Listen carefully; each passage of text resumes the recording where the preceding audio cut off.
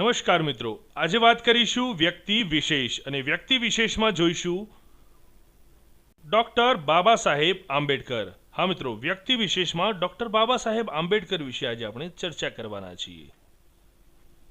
બાબા સાહેબ આંબેડકર, તેમનો જન્મ જોઈએ તો 14 એપ્રિલ 1891ના રોજ મધ્યપ્રદેશના મહુ ખાતે મહાર જાતિમાં થયો હતો. દર વર્ષે તેમની જન્મજયંતિ 14 એપ્રિલને સમરસતા દિવસ તરીકે ઉજવવામાં આવે છે. બાબા સાહેબ આંબેડકરનું મૂળ નામ જોઈએ તો ભીમરાવ રામજી આંબેડકર હતું. તેમના પિતાજીનું નામ રામજી હતું. તેમની માતાનું નામ ભીમાબાઈ હતું. તેમના પત્નીનું નામ સવિતાબાઈ.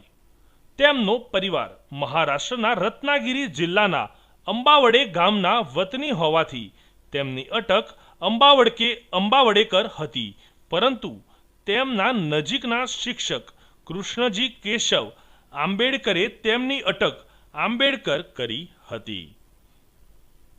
તેઓ ગુજરાતી, સંસ્કૃત, જર્મન, મરાઠી, ફ્રેન્ચ, અંગ્રેજી અને પર્શિયન જેવી ભાષાઓનું જ્ઞાન ધરાવતા હતા.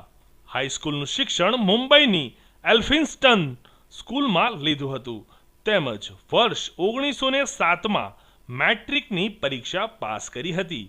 લેખન કાર્યની શરૂઆત 1916માં બોમ્બે ક્રોનિકલ દૈનિકમાં ફિરોજ શાહ મહેતાના સ્મારક અંગે ચર્ચાપત્ર લખી કરી હતી. વર્ષ 1920માં તેમણે શાહ મહારાજની અધ્યક્ષતામાં નાગપુર ખાતે અસ્પૃશ્યોના અધિવેશનમાં હાજરી આપી હતી. હવે ડૉક્ટર બાબા સાહેબ આંબેડકરના વિદેશાગમન વિશે ચર્ચા કરીએ તો બાબા સાહેબ આંબેડકરને વડોદરાના સયાજીરાવ ગાયકવાડ ત્રીજા દ્વારા વિદેશ ભણવા માટે શિષ્યવૃત્તિ આપવામાં આવી હતી, તેમજ વડોદરા રાજ્યના નાણાં સચિવ તરીકે તેમણે નોકરી પણ કરી હતી. વર્ષ 2015માં કોલંબિયા યુનિવર્સિટી દ્વારા સ્કોલર ઓફ ધી વર્લ્ડ સન્માન આપી યુનિવર્સિટીના પરિસરમાં તેમનું પૂતળું મૂકવામાં આવ્યું હતું. કોલંબિયા યુનિવર્સિટીએ તેમને આધુનિક ભારતના સ્થાપક ગણાવ્યા છે. ઓગસ્ટ 1936માં સ્વતંત્ર મજૂર પક્ષની સ્થાપના ડૉક્ટર બાબા સાહેબ આંબેડકરે કરી હતી.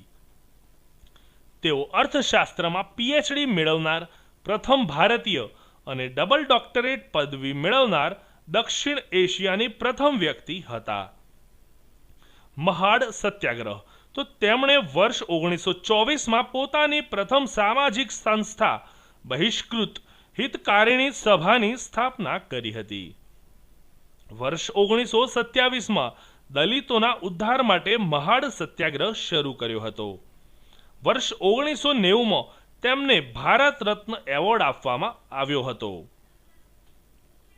બાબા સાહેબના પુસ્તક ધ પ્રોબ્લેમ ઓફ ધ રૂપી, ઇટ્સ ઓરિજિન એન્ડ ઇટ્સ સોલ્યુશનમાં રજૂ કરેલા વિચારોમાંથી જ હિલ્ટન યંગ કમિશને ભારતીય રિઝર્વ બેંક એટલે કે આરબીઆઈ બેંકની સ્થાપનાનો પાયો નાખ્યો હતો.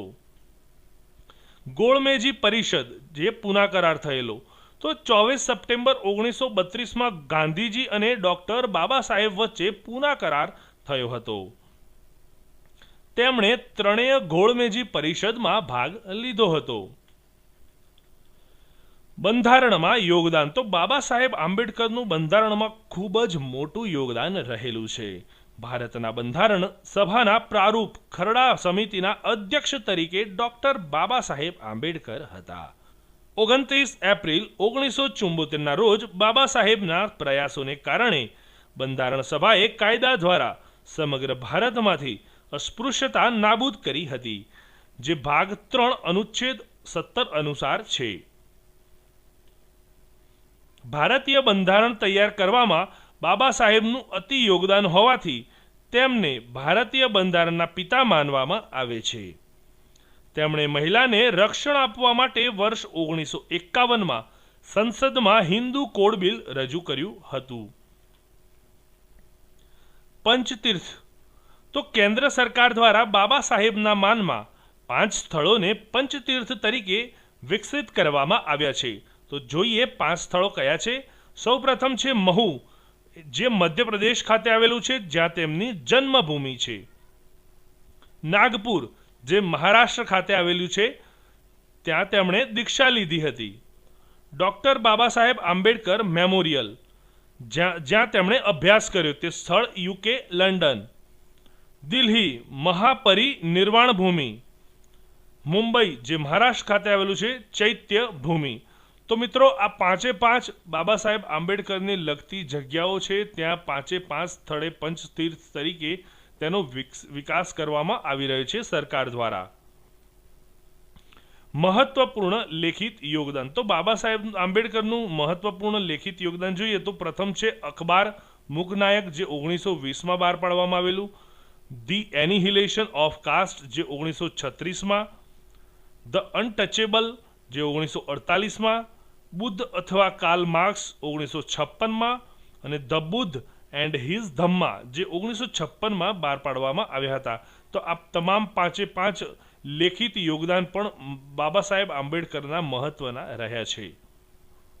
તો મિત્રો આજે આપણે વાત કરી બાબા સાહેબ આંબેડકર વિશે. આજનો વિડીયો આપને પસંદ પડ્યો હોય તો જરૂરથી લાઈક કરશો અને અમારી ચેનલ સાથે સંકળાયેલા રહો આવા નવા અપડેટેડ વિડીયો જોવા માટે. ધન્યવાદ.